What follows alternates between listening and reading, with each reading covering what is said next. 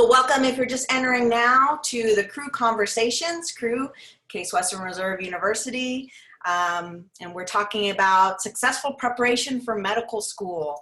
My name is Leanna Carroll. I am one of the admission counselors in undergraduate admission at Case Western Reserve.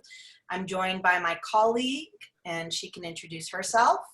Hi everyone, my name is Crystal Russell. I'm the Director of Undergraduate Admission here at Case Western. Thank you so much for being here with us. We really appreciate you taking the time to listen to this group of panels and them sharing their great experiences, both for undergrad and then in our medical school. So we're glad you're here. Thank you so much for making the time.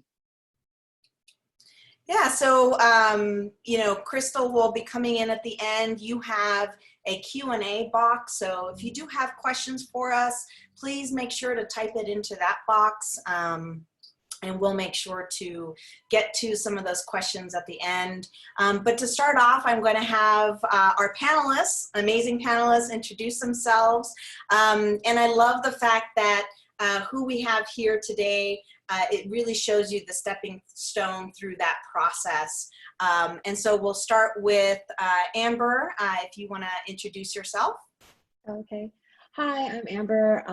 I am a second-year master's student here at Case. I'm getting my degree in applied anatomy.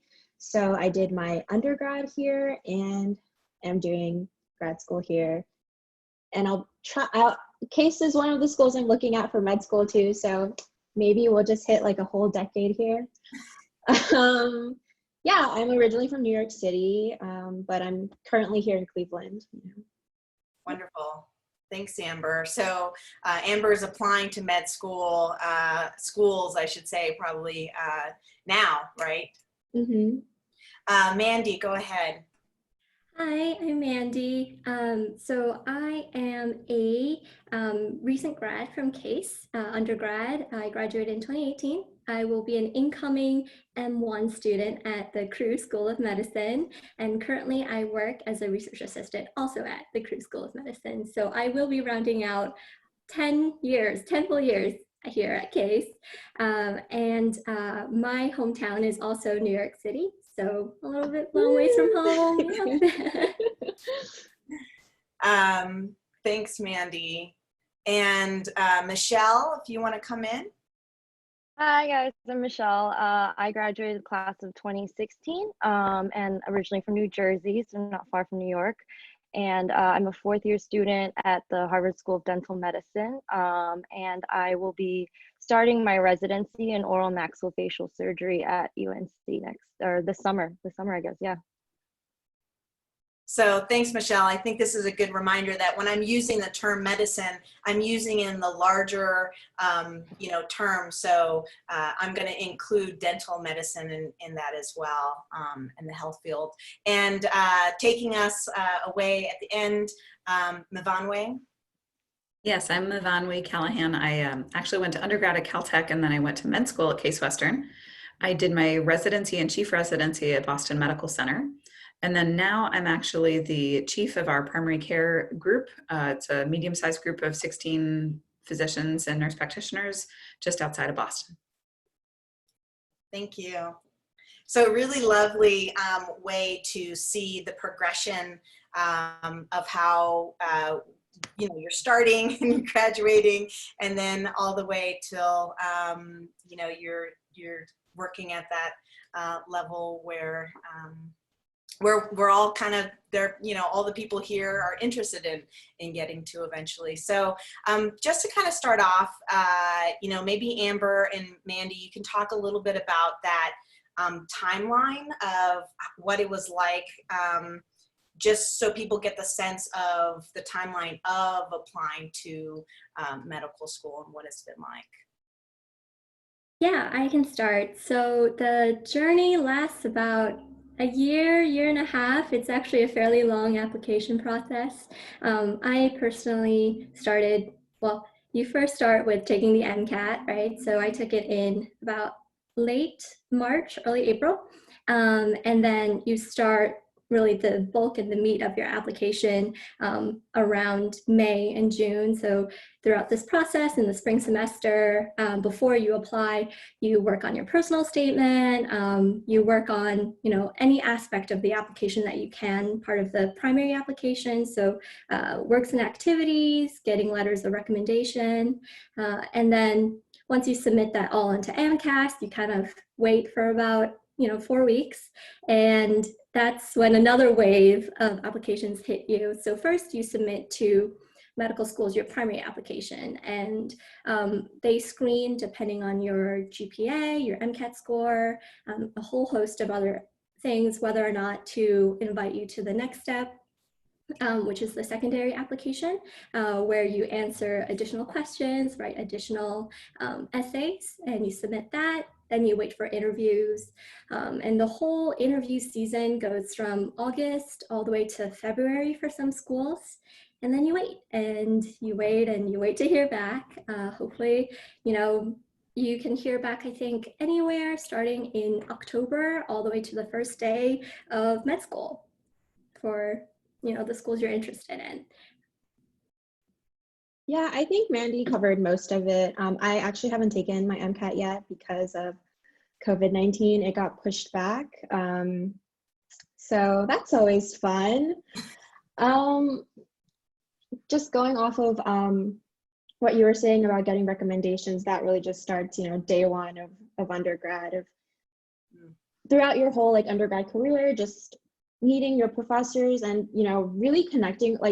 It's very important that when you're picking who you're getting your recs from, that it's professors that you've actually really connected with and had meaningful, maybe not super meaningful conversations, but that you can really relate to, and they know who you are, rather than this is my bio professor and this is another science. So yeah, I think that's really important to understand. So Michelle, is there anything that you found the first time going through the process, and now this recent process that you've been through, that has maybe been the same or different, or? You mean for dental school and then for residency? Yeah. So it actually is very similar. So for dental residencies, it's a little different from medical residencies, because medical residencies, you have your standard step 1, step 2, step 1, step 2, then you all use the same application process. But for dental school, you don't have to go to residency, which is the great thing about dental school. But then also, for me, for example, I'm doing oral surgery, and so there's a medical school component to it. So I go to medical school for 2 years, and because of that, they need to see that I can pass step 1. And so I did have to take a test it was like a mini step 1 kind of thing. So that would be similar to an MCAT for pre-meds. And then letters of rec, had to get all of those. I had a dean's letter, which is the same as a committee's letter. I had a personal statement about why I wanted to be an oral surgeon versus why I wanted to go to dental school. So it's very similar, I would say. Yeah. Mavanwe, is there anything that you would add, especially given that you've seen the larger picture of what the process has been, and maybe even after med school, what that process looks like? I think honestly, the best thing is what you guys are already doing, which is listening to your peers. I made the mistake of applying to med school after I'd already graduated undergrad, and I didn't have anyone guiding me. And I made the rookie mistake of believing a deadline was a deadline, which is true for undergraduate, but all of the interviews are offered on a rolling basis. So if you get your application in early, then you can get offers at other schools that you might not if you get your application in later. So get it in as early as possible. Even if your application looks exactly the same. I ended up applying 2 years in a row. I had the same application, but I got many more interviews on the second time around because I got it in the day that opened. That's a huge, great little tip there for people. A deadline's not a deadline. that's we say that quite often, but this is a different way of looking at it. I think that's important. I think you just brought up a great point, thinking about the kind of support that you utilized, or maybe didn't know to utilize as an undergrad or through the process. And I'm wondering if there's some resource that you used during the application process that you felt was really helpful as a tool through that process for you, and anyone can take it. Mandy, I see you shaking your head. Yeah, so I also did a post-bac program at CWRU after I had graduated. And so the post-bac program is called PRIME, and it's geared towards pre-medicine. And so I found that my advisor in that program was immensely helpful. His name is Anthony, and he pointed me to a lot of resources at CWRU that could also help me with my application, whether it's workshops that help with developing your personal statement, which I think is one of the hardest parts about the medical school application process, as well as so there's a class at CWRU called Clinical IQ. It's offered in the School of Medicine for the medical students, but it's also offered for undergrads and graduate students at CWRU. And the way it's structured for the non-medical students is so that it's modeled after the MCAT. And so you go through different topics, and it's scheduled like physics for this week, and then the overarching topic for the next week is biology, and then biochem. So and it was a kind of group problem-based learning process, and I thought it really was super helpful for me personally to prepare for the MCAT because it felt like you were reviewing everything, but not actually just sitting at a desk studying for the MCAT for 3 hours a day. And obviously, I think CWRU has wonderful lecturers and wonderful professors. So I think a lot of the classes based on content really helped me. And I think that was one of the hardest part is making sure you have all the knowledge base so that you can, be able to excel on your MCAT, which is a huge part of your application as well. So, and I know there's a DENT exam, which is different than the MCAT. Michelle, Yeah. is there anything different that you did for preparing for that? Yeah, so actually my story is that I started out pre-med. I was studying for the MCAT. I was doing all of that stuff. The requirements are all the same, which makes it super convenient. But I would say that the DAT it's got very similar content to the MCAT. It's still got your chemistry, it's still got your biology. Instead of the, I think there's a psychology section of the MCAT. Instead of that, we have a spatial reasoning section, which I think is very different, but it's very manageable as long as you give yourself enough time to do practice problems, go over things and things like that. But it's a very reasonable test. So thinking about, a lot of students in high school who are applying and they're interested in medicine, they want to do shadowing experiences or volunteering. Mavanwe, I'm going to throw this to you because, I'm sure that you have a lot of people knocking on your door asking to connect with you. And so what have you seen with students who you've worked with who are interested in the medical field?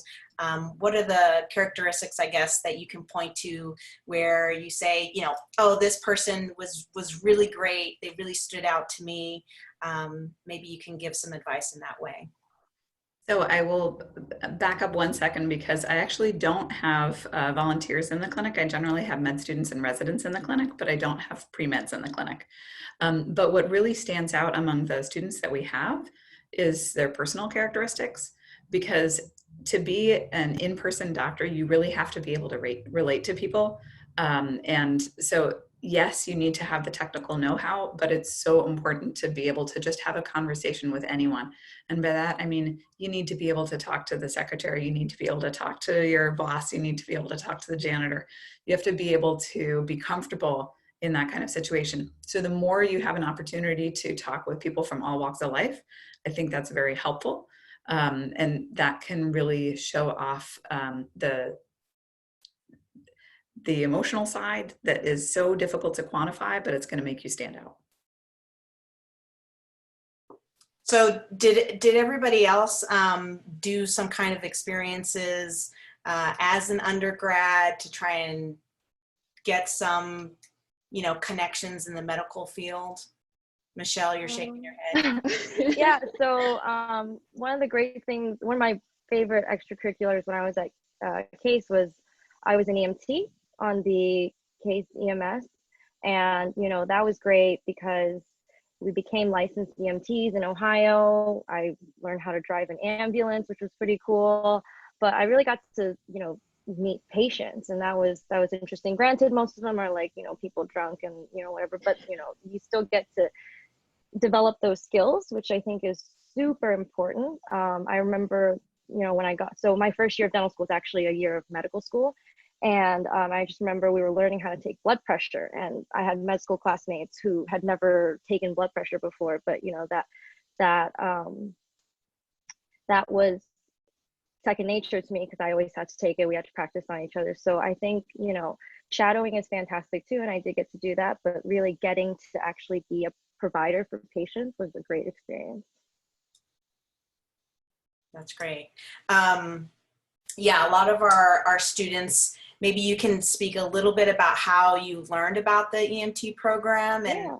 was it easy to start that? Oh yeah, it was so easy. It was, I think they were just at like the extracurriculars fair, and then, you know, people were talking about it and they looked cool in their uniforms. And I was like, yeah, sure, you know, so it was very easy. And they when I was a student, they ran the EMT training course, I think like every spring semester. And so it's fair. And the organization, I still get the emails sometimes. They're getting much bigger. They got a lot more funding after I graduated. They got shiny new ambulances. A great new thing for Yeah. And this is kind of a great segue into some of the activities that maybe you all were involved in. And if you could tell me about an activity that you did that you felt really kind of unexpectedly helped you later on in the process. Maybe you didn't have a direct med connection to it, but you're like, oh my gosh, this was really the best activity that I had. Doesn't have to be non-med related, but Mandy, go ahead, start. Yeah. So for me, in my undergrad, I actually joined a sorority on campus, and I became really involved with my sorority. So I ended up on the executive board. And I think, like Mavanwe said, one of the most important skills to learn as a, you know, pre-med student and as a future medical doctor is learning how to interact with people and learning how to work in groups and learning how to problem solve. And I think I was able to do all of that and learn all of that within my sorority, because, you know, there's like that tension of being a leader among peers, a leader among equals, and learning to navigate through that tension and learning when to listen to constructive criticism from, you know, your fellow members, and learning when to, you know, really stand your ground, I think was really, really important for me. And, you know, I think, you know, my years in my sorority was really formative, and it taught me a lot about empathy and how to connect with people that were different from me. And, you know, I grew up in a, you know, a very liberal city in New York City, and, you know, you meet certain types of people there. But when you go to university, I think it's really important to branch out and meet other people and learn how to connect through different walks of life. So for me, I remain immensely grateful for that experience, and I think it's very meaningful for me. Thanks, Mandy. I had a kind of unusual experience, and I'm not sure how available it is at different colleges, but I was a health advocate in my dorm. And so what they did, because the clinics were only open for business hours, they trained students who were in the dorm all the time to be trained in basic first aid, but also to have some additional basic medical knowledge. So if people at 2 a.m. had a question, they could come and find a peer.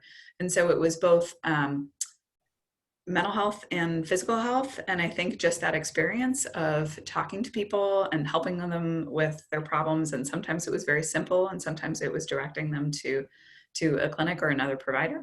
But it was a really good experience in kind of making people comfortable, and that initial break-in to how do you ask people these questions? That's great. Amber, did you want to jump in? What were some activities that you did, or one in particular that you thought was great?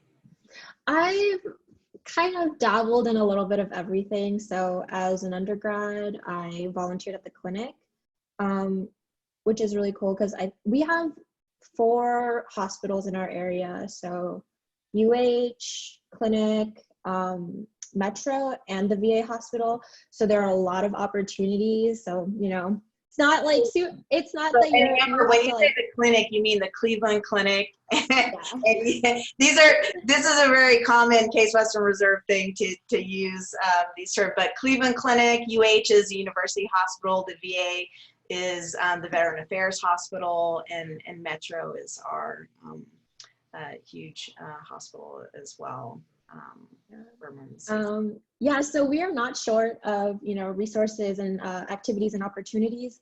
If you're like interested in research, if you want to volunteer, or anything in that spectrum. And it's really interesting because I feel like each hospital kind of has their own like specialty or what they're known for. So if you have something that you like particularly want to focus on, you have your options, which is great.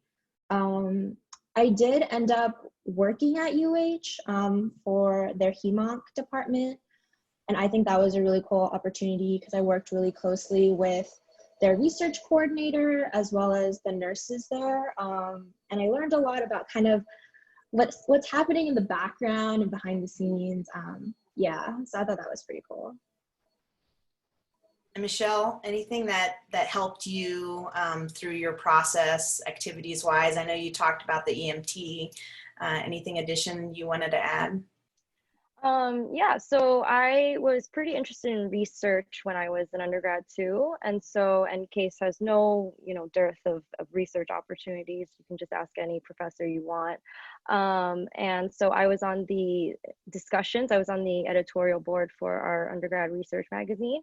And that kind of really gave me some insight into how research goes, not just how research goes, but how, you know, writing a paper goes, how the approval process of getting a manuscript taken in. Just because I know that research is also a huge part of your application, and you know, so that really helped a lot. So you know, I kind of start this whole conversation really small, and then I'm gradually getting it bigger. But I think one of the big questions is, you know, why did you want to go into medicine? What was it that drew you to the field? And everybody can answer this if you like. So let's start. It's on my screen on the left. It's a little fresh in my head from writing the personal statement for the med school application, but I actually didn't know that I wanted to go into medicine. You know, for me, I thought university was 4 years for me to explore. I went to a very STEM heavy high school, so I wanted to venture out, and you know, CRU is great for that. So you know, we're very much known for our engineering and BME and sciences and medicine, but we have a very strong humanities program as well. So I studied philosophy here and cognitive science. And then I actually took advantage of an integrated graduate studies program that we here at CRU. So basically in your 4th year, you can do a master's program. So I did it in bioethics, and I thought I was going to become an ethicist. And while I was shadowing at Metro Health, which is our public safety net hospital in the burn unit, I was speaking with one of the physicians there who actually founded the burn unit. And when I just saw his dedication to his patients, and I saw how he could change lives of patients, and how, you know, medicine is a lot more than just science. It's also about connecting with, you know, fellow humans and learning more about what it's like and what it means to be human. So for me, you know, that was the moment where I was like, oh, like this is it. Like this is what I want to do with the rest of my life. I want to help other people be the type of person they want to be by, you know, removing the roadblock of ill health. So, you know, for me, that was the moment. And I was like, okay, you know, what happens from there? And then, you know, then you form a plan on how to get into that path. But for me, that's my story. It's just kind of philosophical. So I guess it all comes back full circle. That's okay. We like philosophical here. So Michelle, do you want to? Yeah. So I started for a long time. I knew I wanted to be something in the healthcare field, and so I came to CWRU with the intention of being a pre-med, and spent 2 years doing that. Got all the MCAT, studied all that, shadowed, all that stuff, and I liked it. I liked the science part. But then I decided that I liked working with my hands a lot more than kind of sitting around and thinking about patients. And so my mom's a dentist, and from that I already knew what being a dentist was like. And the thing that I loved about medicine was what Mandy was saying, is the human connection. It's helping patients. There's nothing better than when a patient comes to you feeling bad and then they can leave feeling better. And I think this whole COVID-19 thing shows that we are essential and we are important, and what we do matters for people's lives. And so kind of just switched gears into dentistry. And yeah, but dentistry is great because it's got all the great things about medicine that I like, but I get to work with my hands, and kind of the results of dentistry are kind of instantaneous, because you have a patient that comes in with like a toothache, or they don't like the way their tooth looks, and you can give them a new smile very quickly. And well, not quickly in dental school, but once you're a real dentist, you can. And just when I give my patients like dentures, a whole new smile, like it's life-changing for them. They can smile again, they can get a job, all these things. So It's awesome. Amber, do you have anything? Kind of a mix of the two, actually. So I also went to a STEM heavy high school, and then kind of came to Case kind of knowing I wanted to be in the field of medicine, but also just like lost. And I think I didn't really have an aha moment, but it was more just, I was taking a health communications class, and then kind of like learning all these different topics, and then really seeing it applied in the field in relation to patients, rather than what is your physician feeling, which I think we come in kind of really focused on, oh, doctors, I want to be a doctor, I want to understand what it's like to be a doctor, and you kind of lose sight of there's someone else you're interacting with. And then also we talk about like a dynamic work group, working with nurses and other physicians and what that's like. And so have like kind of seeing those like topics that we talk about applied to like when I volunteer and talk to patients and ask them about their experiences, that was just really cool. And I feel like when we're sitting in class and doing like, chemistry or genetics, we're like, oh, great, perfect, we do it in the lab, awesome. And then you don't really get to see it applied to the field you want to go into. So yeah, that kind of got me like more interested and excited about medicine. And then I've always had a love for anatomy, and now doing anatomy, and I TA for the medical school. So you kind of just get to see how everything's applied, which I think is like the big driver for me. Yvonne? So I took a very long time. I don't recommend it taking 10 years before you decide to become a doctor.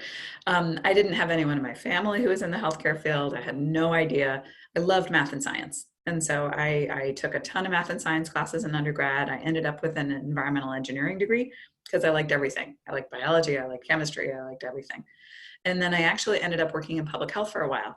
And after working for a few years, I realized that there I was sitting, working on white papers, limited effect, we'd send it to DC and who knows what would happen with it. And I realized I wanted to do more science. I wanted it to be more cognitively challenging. And I wanted to have that sense of not maybe having an effect 10 years from now, but of actually having an effect in the short term. And I looked at a whole bunch of different things, and I realized, why is it that I am reading up on medical history and I'm in my free time seeing how many West Nile cases there are? Maybe I'm actually interested in medicine. I looked back and I realized I had taken all the pre-med requirements just because I had. And then I had that health advocate experience. I'm like, why didn't I think about this before? So I thought about it a lot. What I love about it now, first of all, there's 100 different kinds of being a doctor. So there's a lot of different types of people who can be satisfied with this profession. For me, I still think of myself as an engineer. I'm a problem solver. I love the fact that I get 16 patients every day, and it's a new problem and a new thing to figure out. Sometimes I figure it out right away. Sometimes I use specialists and it takes a couple of months over time to figure it out. But all of those are so satisfying, and you get the gratification from the patients and the gratification for yourself on figuring these things out. So it's a great combination of cognitive thinking about the science part and the human touch and seeing the beneficial effect you have right away. I mean, I love that everybody here had kind of a different perspective on the same question. You know, I think the attendees here who are listening, some of you may have been dreaming about this since you were 3 years old, and some of you may just be dipping in here because you're curious. And I think this panel shows that you can be in such a different place and pursue this. You didn't have to be dreaming of it since you were 3, but that's okay too. So I think it's useful to think about that there's always a journey and kind of a natural progression that we go through in, you know, in our lives, right? And pursuing medicine is a part of that.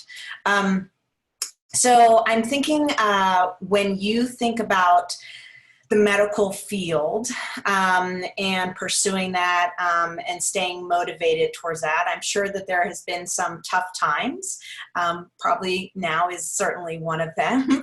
But if you could talk about how you stayed motivated during those difficult times when you were faced with some challenges and kept yourself, you know, going towards that that goal, and anyone can answer that if you like. I think one of the big, well, at least for me, one of the big like stress factors that I've encountered is kind of, I feel like a lot of people you meet who are pre-med or eventually get into med school, it's usually, oh, straight out of college, straight out of undergrad, they have like, there's this just like idealized timeline. And I think when I started, I was like, oh man, I got to meet these deadlines. Like I have to be ready to graduate and go into like med school right away. And I feel like when I didn't meet that first, like, I'm a senior and I haven't applied to medical school, like what is going on? That kind of like made me lose a little bit of motivation because you feel kind of lost again. But I think the constantly doing things that like you loved. So like I loved volunteering, so I kept up with that. I love interacting with people. And so kind of like having those little reminders and these activities that you do really helped. And then you like kind of get over the, okay, you are, you know, you have so much time and you can do so many things, and what's another 2, 3, 10 years, right? So I think you have to just like keep that in the back of your mind. I think it's really helpful to have mentors that you can look toward. And it doesn't, no one has to be Paul Farmer, leading partners in health. You don't have to be like the best Nobel Prize winner in the world, but find a teacher, find a mentor that you really feel does it right. And that I found was motivating, because it's not just the responses you get from the patients. It's not just the scientific interest of the problem, but seeing the effect that your colleagues and your team does together. It really is a team sport. It can be incredibly motivating because you're really all there together taking care of the patients. Thanks. I think another thing to, oh, sorry. Michelle, yeah. Oh, I think another thing to go off that, kind of what Amber was saying, but in like a different sense, is, you know, there are a lot of pre-meds who go to CWRU because we're a very good science school. And I think it's hard not to compare yourself to your peers. And I think that it's important to just, you don't have to do exactly what your peer is doing. You should do what you love, and that will show through on your application. Yeah, the idea of having a set XYZ that you must follow in order to find, you know, that success I think you all are really showing that there's different pathways to pursuing that. When you think about the mentors that maybe you've had along the way, can you point to the support that you've received through this process? And Mandy, let's start with you because you're doing it. Yeah, so I think one of my highlights of my undergraduate career at CWRU is that CWRU really connected me with amazing mentors that, you know, I've graduated and we still keep in contact to this day. So my mentors from my majors, my advisors, you know, from philosophy, from cognitive science, we still keep in contact, from bioethics. And I think, you know, it really speaks to the environment at CWRU, which is, it's very nurturing and it's very caring. I felt supported throughout my 4 years. And, you know, even if the mentor I was talking to didn't have an answer for me, they were able to redirect me to resources that could help me. Sometimes you have to jump through a few more hoops, but that's just the nature of bureaucracy. But eventually, you know, you get to a point where you can find that answer. And I'm immensely grateful. I feel like, you know, it's really hard to find mentors that push you just enough without making you go overboard, and are supportive of you, and also teaches you things, you know, outside of the classroom. That's not just about, you know, what's on the syllabus, but also lessons you can, you know, incorporate into your own life. So for me, it's been very fulfilling. I loved all my advisors. Thanks. So I'm curious, when you're thinking, I know, put your high school caps on, and thinking about being in high school and your ideas of what medicine was. Is there anything, and I'll start with Mafanwe because you're at this point. Anything surprised you about medicine that maybe you didn't realize or think about before?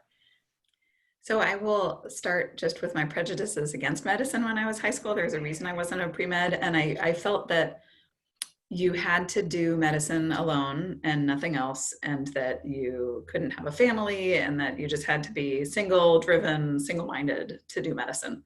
And yes, there are sacrifices. Residency takes a ton of time, but what I draw from that is just you really have to enjoy what you're doing. If you enjoy what you're doing, then it's worth it. And so for my part, I had my first baby the day after I graduated med school. And then I had my second baby a month before I graduated residency. It is very possible. And actually the people I find most interesting of my colleagues also have other interests. They do music, they do different things. So you don't have to only do medicine all the time. You can definitely do other things, and it just makes you a broader, more interesting person. I love that. You must have been also super mom at the same time. But I think there's a lot of students who are worried about balance in their life, right? Well, you know, if I'm a pre-med going through undergrad, what is my life going to look like? Am I only going to live this pre-med life? Can anyone kind of talk about balancing as an undergrad? Or you can also touch on the other part of my question. I think it's important to, well, okay, so I know we've talked a lot about like research and volunteering and stuff, but I think you can think of like volunteering as not just in a hospital, but volunteering in a soup kitchen. We have a ton of clubs at Case that aren't medicine focused. And if you find something interesting in that club, just go and do it. Don't worry about the fact that it's not medicine, because I think you need to have those little facets in your life that's, you know, not just school or not just medicine, but something else you're interested in. And I think that gives you like a sense, a slightly, you know, less career driven kind of focus. And what else? Oh, also classes. We have a ton of classes, and I think the classes I enjoyed the most were ones that, you know, weren't my prereqs or anything, but that I just wanted to take it because it sounded cool and interesting. And yeah, those are the ones I like remember the most and like had the best experiences with. So doing that, I think is also really important. I also think that, you know, like we talk a lot about balance, how balance is key, but what is balance, right? So I think right now we're kind of in a culture that's really like, it's like hustle culture, grind culture, like, you know, never sleep, you know, I never sleep, I only work, blah, blah, blah. But honestly, the science says you need to sleep, and it makes you a way better, you know, student, physician, you know, engineer, anything. And so I think part of it is learning to be kind to yourself and understand that things that you do that are non-medicine will still make you a better physician, like Mafanwe said, right? So, you know, they've done studies about how, you know, music activates certain parts of your mind that helps you with problem solving, you know, and, you know, if you like English literature, go ahead and take that class in English literature, even though it's not a pre-med requirement, because it's going to help you on the cars for MCAT. And it's going to help you understand the stories that your patients are going to be telling and to help you pick apart those details. So I feel like one mindset change I wish I could go back and tell my high school self is that everything counts and you can always learn something from, you know, anything that you do, any class you take. I never think a class is a waste of time. I honestly feel like there's at least one little takeaway you can take from it. And I hope I didn't imply that you have to do everything. Absolutely, you don't have to do everything, but you'll find that if you like to do a sport or like to play piano, that is going to be your self-care. When you have one day off in residency and you want to just take some time and you're able to play a piece or go out and play sports, that's going to be your way of caring for yourself. So I think it is really nice to just delve into whatever interest you have. Yeah, that's a great point. So I think we're at a good point to go, unless Michelle and Amber, you wanted to add anything before we go into the Q&A, because we do have a few of those, and Crystal, you're pulling that up for us. Lots of questions. I think, you know, one of the major themes that I'm seeing in the questions is talking a little bit about the support that you got while you were at Case Western, particularly in the pre-med advising. We talked a lot about professors who were big support systems, who advisors who you still keep in touch with, but talking about how you made those connections and what you found while you were a student would be great to start. Anybody want to start? Go first. Everybody's smiling at me.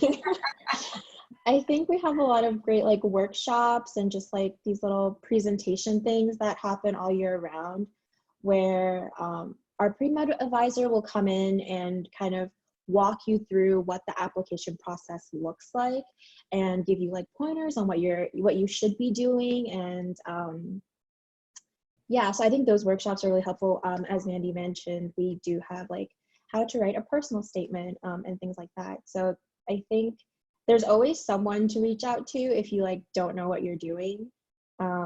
We also have clubs for pre-med, so you get to meet like students from different years who kind of have more knowledge and can bestow upon you their wisdom. Yeah, oh, sorry, no, go ahead. so I personally didn't interact with the pre-med advisor when I was an undergrad, because I realized much later in my journey that I wanted to become a physician. But I do want to say that CWRU has an extremely collaborative environment. So like Amber said, a lot of times your peers are actually going to be your best information source. I found that, you know, a lot of the friends that I made that were also interested in medicine, they were the ones that would tell me about all these resources that they compiled through their research online, or someone else had told them. So, you know, there's official resources that you can turn to, and there's also unofficial ones. And in terms of relationships with your mentors and advisors, go to that advisor meeting and, you know, send them that email about this topic that you're interested in that might be kind of outside what's typically on the syllabus. So I feel like a lot of it is part outreach on your own, and the other part is, you know, really taking you know, advantage of all the resources that are, you know, officially offered to you as well. Thanks. Crystal, do we have something else out there? Of course we do. I was just wondering, did Michelle have anything else to add? Oh, no, I was going to say exactly what Mandy was saying. So, upperclassmen are an amazing resource because they've just gone through exactly what you're going to go through. Some of the students who are listening to this conversation were talking about majors, and they have interests that may be outside of the sciences. How did wanting to do medicine influence your decision to major in a science? I'm sure y'all also had friends who weren't science majors who were also pre-med students. So talking a little bit about how that looks at Case Western Reserve. Yeah, so I majored in philosophy. The full name of the major is History and Philosophy of Science, and also Cognitive Science. So it's pretty squarely in humanities. For me, I did take some science courses because I was still interested in the sciences. I just didn't know if I wanted to become a doctor. So for me, I think the most obvious impact was that I had to take an extra post-bac year after I had graduated to just finish up all my prereqs. I think it's absolutely doable. I don't really regret it because I felt like all the philosophy and history that I had learned in cognitive science really has impacted who I am today and the type of physician I think I will be. And so, I think for me, it just took an extra year, and it just took a little bit more sitting down, thinking. I did talk to my advisor at the time, and we kind of thought about different pathways to move forward. So, don't corner yourself in a box and say, I want to be a doctor, therefore I must, only take, majors in this list. That's not true. You can totally make it happen. And also, I think CWRU has a really flexible curriculum, whether it's the core and then the majors that you have. Talk to your advisor. They can totally make magic happen. And you might not even have to end up doing an extra post-bac year. You could do, all of it. It could be Spanish Lit major and then be pre-med and apply to med school your senior year. Yeah, kind of going off that. So I majored in biochemistry. And so I knew coming in that I liked science, that I was good at science. And I was really interested in biochemistry. And so I kind of just knew that was what I wanted to do. But at the same time, I was really interested in business and finance. And so I took a lot of business classes at the business school. I did econ as a minor. I spent a summer interning at Key Bank, which is an investment bank, even though I took like 10 business classes. And so, you'll have plenty of time and flexibility, like Mandy was saying, to do all of those things. I took a programming class just because I wanted to learn how to program. And I actually still ended up graduating in 3.5 years. And so the schedule is very flexible, and you can do whatever you want and, get all your requirements in time. Yeah, and I think I did master it. I mean, I did do my undergrad in a science, but I think when you do your undergrad in a humanities or whatever, you have in mind, I think it makes you a more interesting applicant as well. Honestly, it's just getting those science requirements that the school really cares about. And I think when you're outside of science, it gives you a different perspective and you're able to talk about something else, which I think for people who are interviewing you, it's really refreshing. Yeah, I ended up doing a minor in communications because I loved the professor and I thought the classes were super interesting. And I took a pottery class just because I was tired of science. Fair. That's very fair. Talking a little bit about doing things outside of the classroom, taking the classes that you need to take, of course, taking the classes that are required for your major, but also pairing that with research and pairing that with internships and maybe study abroad. How did you find access and the ability to do that at Case Western? And can you share a little bit about those experiences that you had with the audience?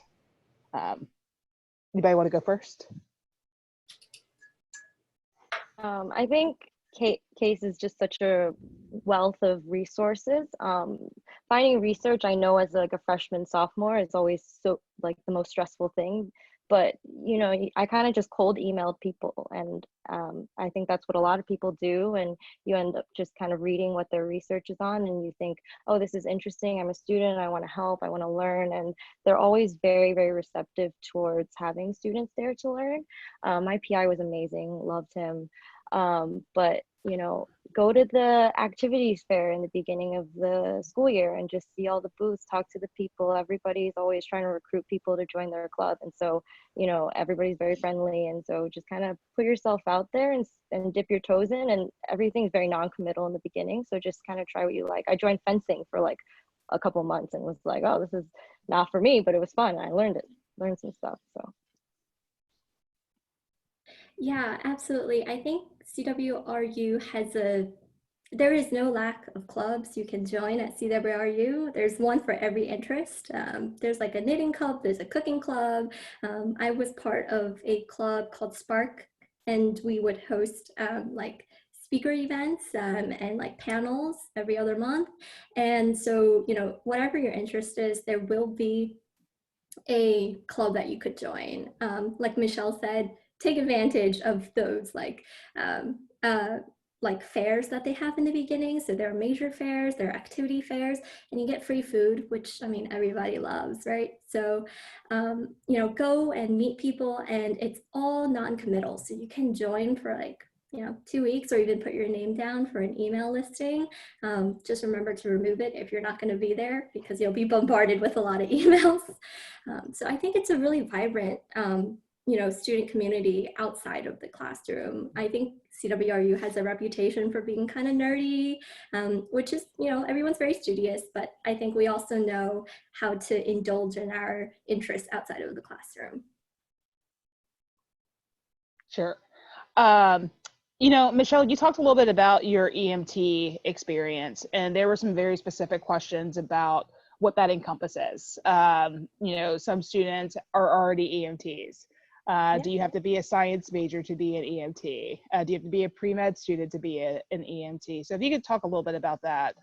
Yeah, totally. So if you're already an EMT, I think you probably just have to convert your license over to an Ohio license. I don't know what that entails. But you know, it's a club just like any other ones. You don't have to be a pre-med, you don't have to be a science major, you can be whatever you want to be.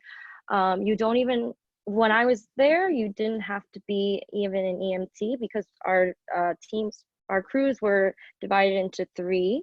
And so you had your chief officer, and then the second and third, I can't remember, I think they're second and third officers. And the third officer does not have to be an EMT, but you can still help out. You can still do some of the things. You can't just, I think you just can't have the direct patient contact.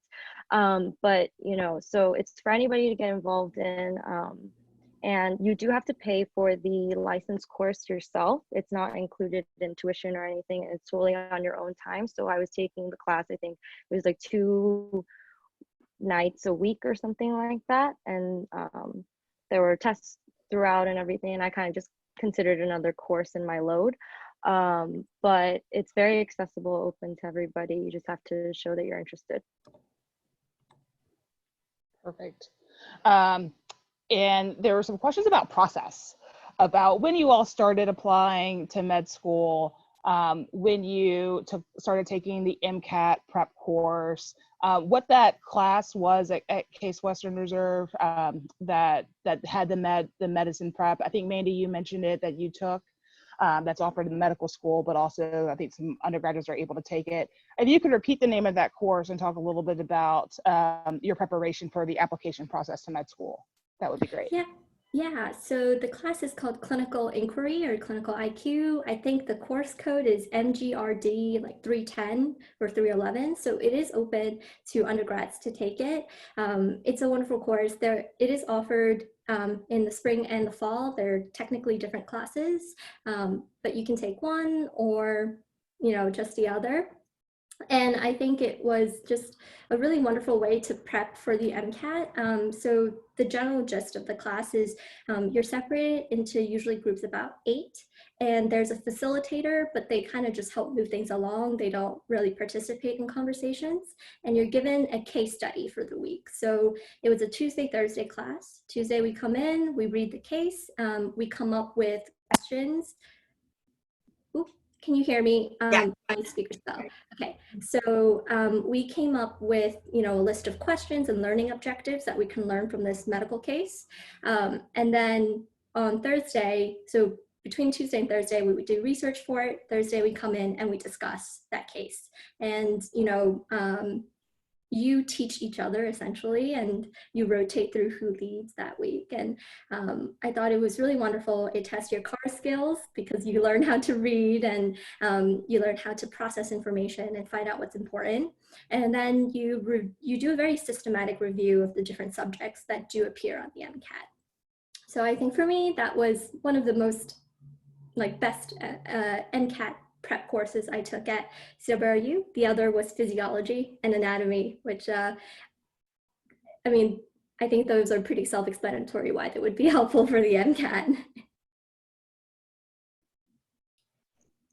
So we are getting close to the end.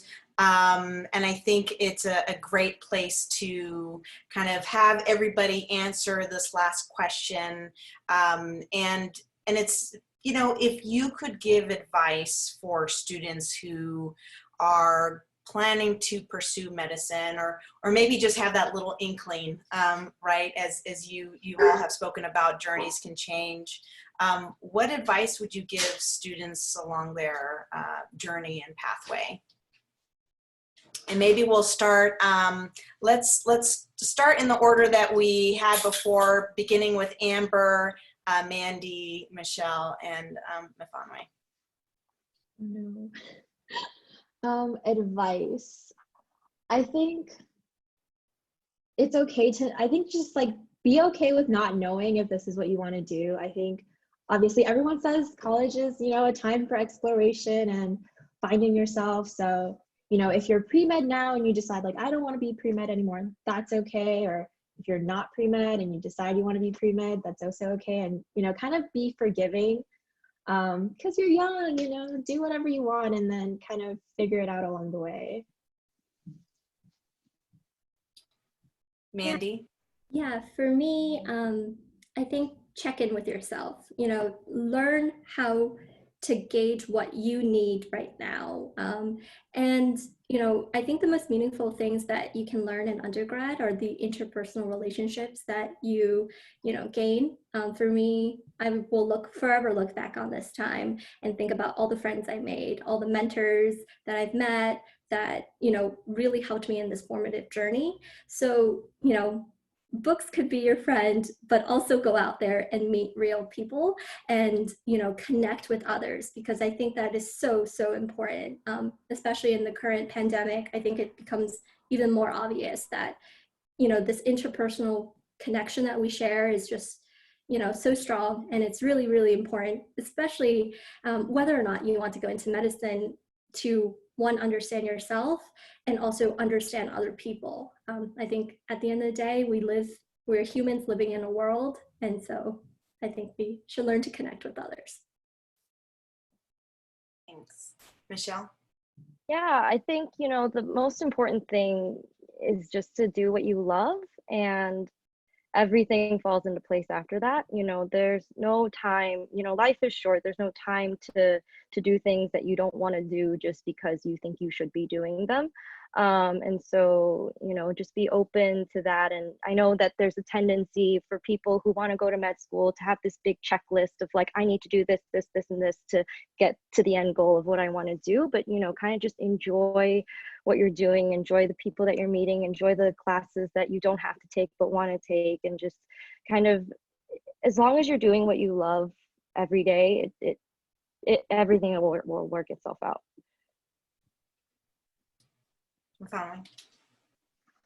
I was just going to say, as you go along this journey, try to find something that you can get into that is the doctor you want to be. So being a doctor is not OChem class. It's not sitting in anatomy. If you want to be a research doctor and find the cure for cancer, do a lot of research. If you want to be a primary care doctor, volunteer at a nursing home. Find a way to get that connection and get a taste for what it might actually look like. And then you can decide. And if it's not the right thing, that's fine. You can always try it. You can change your mind. You can do something else, take an extra year if you want to do a post-bac. There's many ways to get there. But make sure that you do try to get that experience of what it might be like actually being a doctor before you make that final decision. And you do have time. Tons of time. I think that's so important. People do, you know, so many students do feel like, and we have questions now of what should I do this summer with, you know, COVID. I can't get experiences, and we hope that there will be other opportunities for students. If you're here and you're on this as an attendee and you're a high school student, a good place to remember is you do have time. And so, you know, thank you to my panelists.